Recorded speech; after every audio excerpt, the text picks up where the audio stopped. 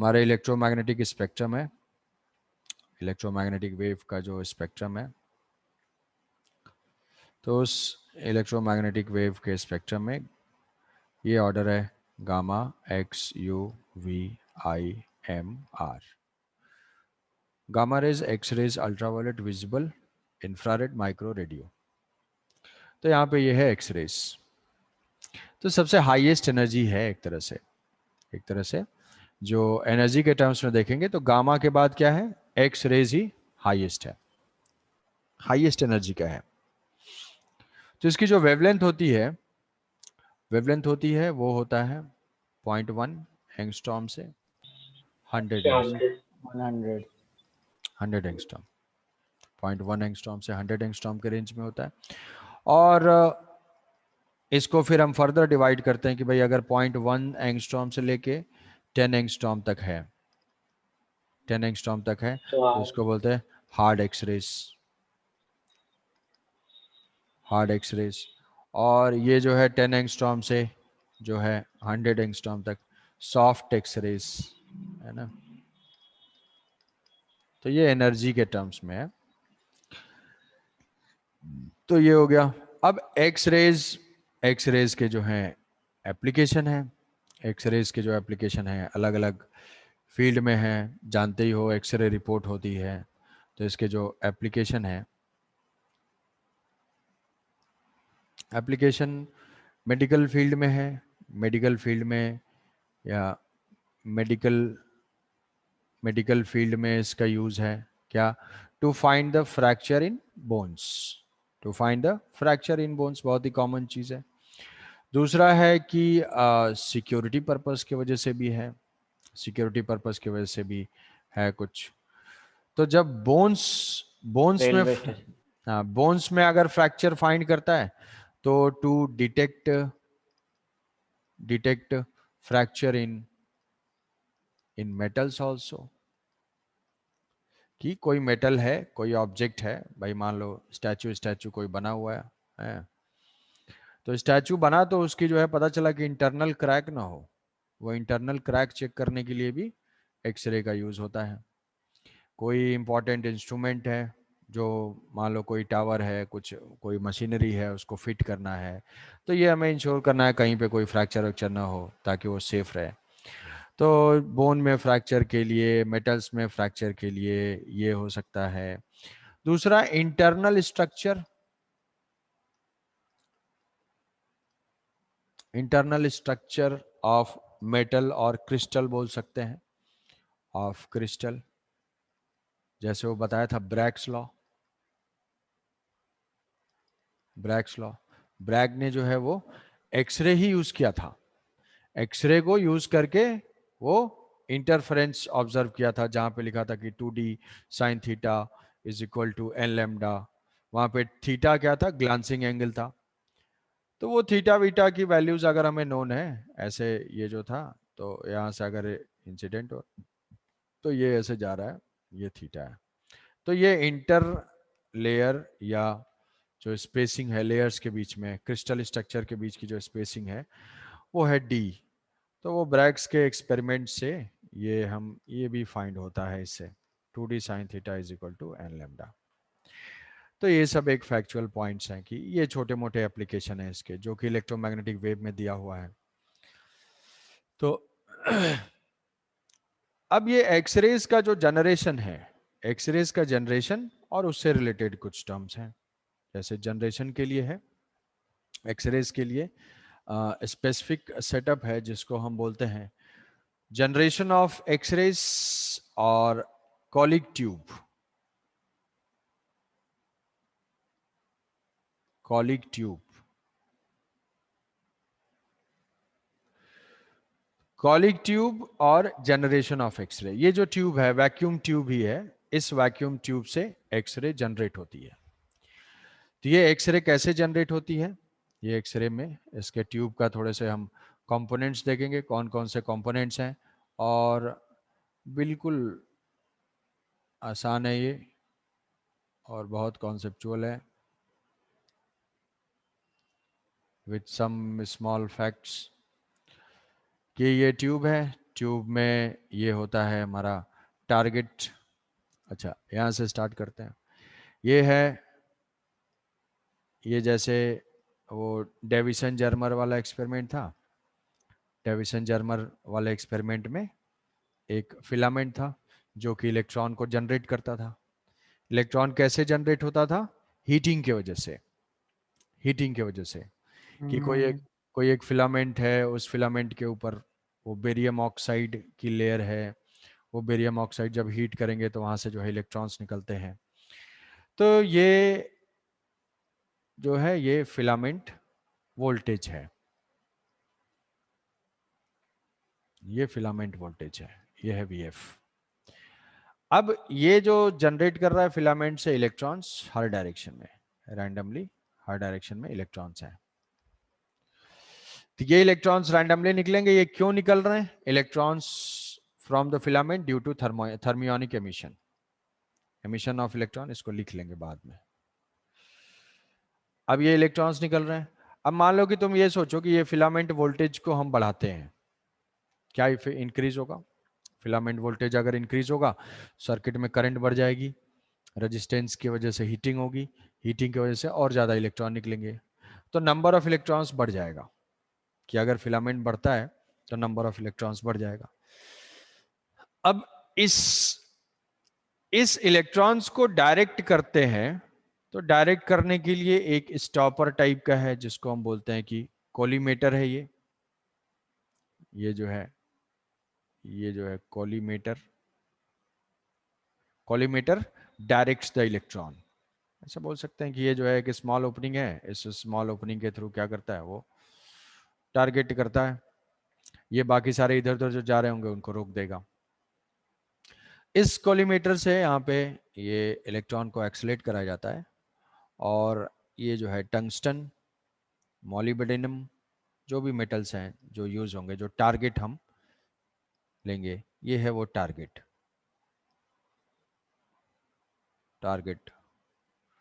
तो ये मॉलिब्डेनम और टंगस्टन का ये टारगेट है। और इसके साथ ही यहाँ पे अटैच्ड होता है, ये होता है कॉपर बॉक्स। कॉपर बॉक्स, और उसके साथ ये होता है copper rod. Copper box and copper rod, और ये है टारगेट। और ये कॉपर बॉक्स, कॉपर रॉड और टारगेट जो है एक हाई पोटेंशियल पे होते हैं। हाई पोटेंशियल पे होते हैं विद रिस्पेक्ट टू फिलामेंट। ये जो है फिलामेंट के रिस्पेक्ट में एक हाई पोटेंशियल पे होते हैं, बहुत ही ज़्यादा हाई पोटेंशियल पे। ऐसे कि फिलामेंट के रेस्पेक्ट में इसको जीरो लेंगे, तो फिलामेंट के रेस्पेक्ट में ये एक हाई पोटेंशियल पे है। हाई पोटेंशियल पे है, तो अब क्या हुआ कि भाई ये इलेक्ट्रॉन, ये पॉजिटिव चार्ज हो जाएगा। पॉजिटिव चार्ज ये इलेक्ट्रॉन को एक्सेलेरेट करेगा, तो इलेक्ट्रॉन यहाँ से आएगा और इलेक्ट्रॉन यहाँ पे हिट करेगा। हिट करेगा तो हिट करने के बाद ये अपनी एनर्जी लूज करेगा। एनर्जी लूज करेगा, रिटार्ड होगा। तो रिटार्ड होगा मतलब उसकी काइनेटिक एनर्जी चेंज होगी। तो ये क्या है? एक्सेलरेटेड चार्ज पार्टिकल है। तो एक्सेलरेटेड चार्ज पार्टिकल वो इलेक्ट्रोमैग्नेटिक रेडिएशन देगा। और यहाँ पे जिसका भी एक्सरे हो रहा है वो लेटा हुआ है यहाँ पे। तो ये जो है इसका एक्सरे चल रहा है। तो ये सेटअप है। अब यहाँ से होता क्या है कि ये है accelerating voltage. Accelerating voltage, accelerating voltage ने इलेक्ट्रॉन को एक्सेलरेट कराया, मेटल पे हिट कराया, और वहां से इलेक्ट्रोमैग्नेटिक रेडिएशन मिली। तो क्या ये प्रोसेस जो है वो रिवर्स फोटो इलेक्ट्रिक इफेक्ट है? ये प्रोसेस जो है वो रिवर्स फोटो इलेक्ट्रिक इफेक्ट है। फोटो इलेक्ट्रिक इफेक्ट में यस सर। लाइट इंसिडेंट हो रही थी, फोटोन इंसिडेंट हो रही थी, इलेक्ट्रॉन जा रहा था। यहां क्या हो रहा है? इलेक्ट्रॉन इंसिडेंट हो रहा है, फोटोन बाहर आ रहा है। तो ये ये जो जनरेशन ऑफ एक्सरे, हम बोल सकते हैं कि generation of X rays is reverse photo electric effect, ये जो है रिवर्स फोटो इलेक्ट्रिक इफेक्ट है कि इलेक्ट्रॉन इंसिडेंट करा के हम फोटोन निकाल रहे हैं। फोटो इलेक्ट्रिक इफेक्ट में फोटोन इंसिडेंट हो रहा था, इलेक्ट्रॉन निकल रहा था। अब ये जब आता है तो इस टारगेट मेटल से सर टकरा था। बोलो। सर टंगस्टन और मोलिब्डेनम की वजह से एक्सरेस निकल रहे हैं। टंगस्टन और मोलिब्डेनम, कोई भी टारगेट मटेरियल ले सकते हैं, सारे टारगेट मटेरियल की वजह से नहीं निकलेगा, कुछ और रेज निकलेंगी, वो एक्स रेज के रेंज में नहीं होंगी। Heavy metal, heavy metal, heavy metal. तो तो इसमें जो है ये टारगेट मटेरियल है, इलेक्ट्रॉन हिट किया, हिट करने की वजह से यहाँ से एक्सरे निकल रहा है। तो जब ये इलेक्ट्रॉन आता है तो इस इलेक्ट्रॉन अपने पास काइनेटिक एनर्जी से आया, काइनेटिक एनर्जी से आया, मान लिया कि इसकी एनर्जी जो है फॉर एग्जांपल 100 इलेक्ट्रॉन वोल्ट है। तो 100 इलेक्ट्रॉन वोल्ट में ऐसा भी चांसेस है कि 100 इलेक्ट्रॉन वोल्ट सारी की सारी एनर्जी क्या करे, एक्स रेज में कन्वर्ट हो जाए। तो उसमें क्या होगा, एक्सरे का जनरेशन 100% होगा। बट एक्चुअल में ऐसा नहीं होता है। एक्चुअल में कुछ ना कुछ लॉस होता है। लॉस होने का मतलब कि भाई अगर मान लो इलेक्ट्रॉन आ रहा है और अपनी सारी एनर्जी लूज कर दे रहा है, सारी एनर्जी लूज कर रहा है, 100 इलेक्ट्रॉन वोल्ट लूज किया, उसमें से 50% मतलब 50 इलेक्ट्रॉन वोल्ट का जो है वो एक्सरे गया, और बाकी 50% क्या हो गया, वो लॉस हो गया, हीट के फॉर्म में लॉस हो गया। तो हीट के फॉर्म में लॉस होगा तो ये मेटल क्या है, ये मेटल का टेम्परेचर राइज करेगा, मेटल का टेम्परेचर राइज करेगा। इतना तो एक्सरे निकल गया, 50 इलेक्ट्रॉन वोल्ट का एक्सरे निकल गया, और 50 इलेक्ट्रॉन वोल्ट इस मेटल में रह गया, तो इसका टेम्परेचर राइज करेगा। तो उसके राइजिंग टेम्परेचर को कूल डाउन करने के लिए, अब अगर टेम्परेचर राइज होता रहेगा इसका, तो ये क्या होगा, मेल्ट होके गिर जाएगा। पता चला ये एक्सरे कराने गया, इसके ऊपर ही कुछ और ही गिर गया, तो प्लास्टिक सर्जरी करानी पड़ जाएगी। तो इसको जो है, इसको मेल्टिंग से प्रिवेंट करने के लिए ये कॉपर बॉक्स और कॉपर रॉड का अरेंजमेंट होता है। इसके अंदर क्या होता है, कूलेंट होता है। ये कूलेंट क्या करता है कि यहां से हीट कंटिन्यूअसली रिमूव करता रहेगा। So copper box and copper rod is a cooling arrangement. Copper box and copper rod is a cooling arrangement. ये cooling arrangement के लिए provide होता है कि जो भी heat generate हो रही है continuously cool करता रहे वहां पे। तो ये हुआ। अब इसमें हम ये देखें कि भाई मैक्सिमम जो है, मैक्सिमम हमें कितनी एनर्जी का एक्सरेज मिल सकता है। मतलब हम ये चाहें कि भाई लाइट का फोटोन निकल रहा है, इलेक्ट्रॉन हुआ, इलेक्ट्रॉन एक्सलेट हुआ, एक्सलेट होकर अपनी एनर्जी को लूज किया और एक्सरेज मिला। तो इलेक्ट्रॉन मैक्सिमम कितनी एनर्जी लूज कर सकता है, इलेक्ट्रॉन अपनी मैक्सिमम कितनी एनर्जी लूज कर सकता है। तो इलेक्ट्रॉन लूज करेगा, इलेक्ट्रॉन के पास एनर्जी कितनी है, ई इंटू वी ए, उसको बोल सकते हैं energy acquired, acquired by the electron. क्या इस एनर्जी में फिलामेंट वोल्टेज का कोई रोल है, नहीं। फिलामेंट वोल्टेज नहीं कंट्रोल कर रहा है, एनर्जी कौन कंट्रोल कर रहा है, एक्सेलरेटिंग वोल्टेज। ये जो है एक्सेलरेटिंग वोल्टेज नाम ही है इसका। तो अब मुझे इससे ज्यादा एनर्जी का फोटोन नहीं मिल सकता, E इंटू वी ए से ज्यादा एनर्जी का फोटोन नहीं मिल सकता। तो ज्यादा नहीं मिल सकता तो हम ऐसे लिख लेंगे E into V A is equal to H C by lambda, यही लैम्डा मुझे फोटोन में मिलेगा। तो ये जो लैम्डा होगा, this lambda is equal to H C divided by E into V A, और ये लैम्डा क्या होगा, मिनिमम वोल्टेज, मिनिमम वेवलेंथ। मतलब इससे कम वेवलेंथ की एक्सरे मुझे नहीं मिलेगी, जो भी वेवलेंथ हो रही होगी। भाई कहीं पे 50% कन्वर्ट हो रहा होगा, कहीं पे 10% कन्वर्ट हो रहा होगा। तो अगर एनर्जी कम होती जाएगी तो वेवलेंथ बढ़ता जाएगा, बढ़ता जाएगा, एनर्जी कम होगी वेवलेंथ इंक्रीज होता जाएगा। तो सबसे मैक्सिमम एनर्जी के करस्पॉन्डिंग क्या मिलेगा मुझे, मिनिमम वेवलेंथ। तो इस मिनिमम वेवलेंथ को हम बोलते हैं कट ऑफ वेवलेंथ।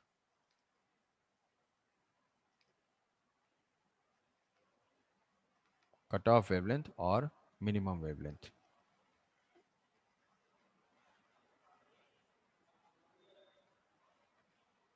ठीक है।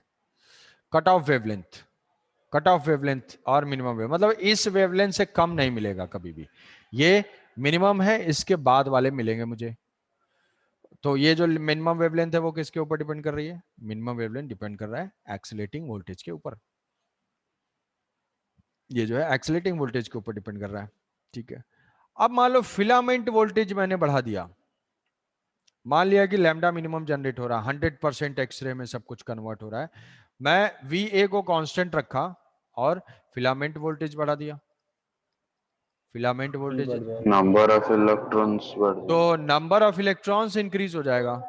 नंबर ऑफ इलेक्ट्रॉन्स इंक्रीज होगा तो नंबर ऑफ फोटॉन्स इंक्रीज हो जाएंगे। Number of yes sir. Photons increase हो जाएंगे, मतलब जो, जैसे मान लो कि 100% मानो, 100% एफिशिएंसी है, तो सारा लैम्डा मिनिमम का मिल रहा है। 10 इलेक्ट्रॉन आए, कोलाइड किए, 10 फोटॉन दे दिए, तो वो 10, वो जो ऑल 10 फोटॉन्स हैं वो क्या है? लैम्डा मिनिमम के हैं।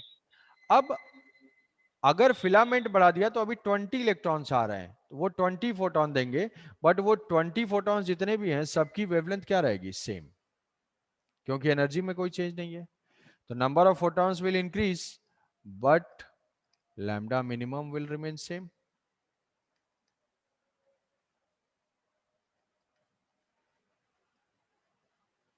बात समझ में आई कि फिलामेंट वोल्टेज का no effect on lambda minimum, cut off wavelength, cut off wavelength के ऊपर लैम्डा फिलामेंट का कोई भी इफेक्ट नहीं है।